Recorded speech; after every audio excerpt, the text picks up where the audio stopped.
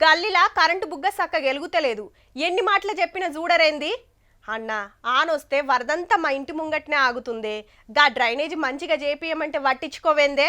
ఎప్పుడో జమానాల పోసిన CC road గుంతలు పడి ఆగమాగముంది. ఇది బాగయ్యేది ఇంకెప్పుడో.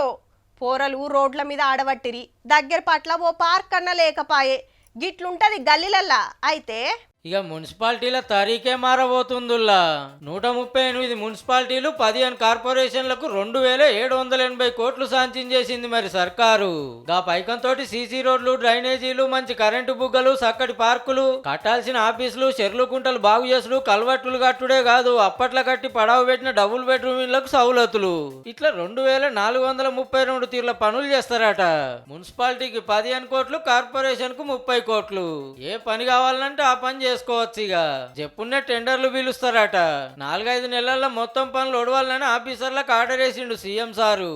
అవు మరి ఏ మున్సిపాలిటీ చూసినా ఆగమాగం ఉన్నాయి. కొన్నిటికి చైర్మన్లు, కార్పొరేటర్లు సుతలేరాయి. పాత సర్కార్లు ఏండ్ల కమానం పైసలు పంపకుంటే 7 పనులు అన్ని ఆగినాయి. అందుకే 2780 కోట్లు పంపుతుర్రు అన్నట్టు. ఇక కొత్త ఏడాదిలో అంత కొత్తగా ఉంటుండొచ్చు. అట్లనే చిన్న కాంట్రాక్టర్ల పెండింగ్ బిల్లులు 94 కోట్లు కూడా శాంక్షన్ చేసింది సర్కారు. 3600 మంది ఉన్నారట మరి.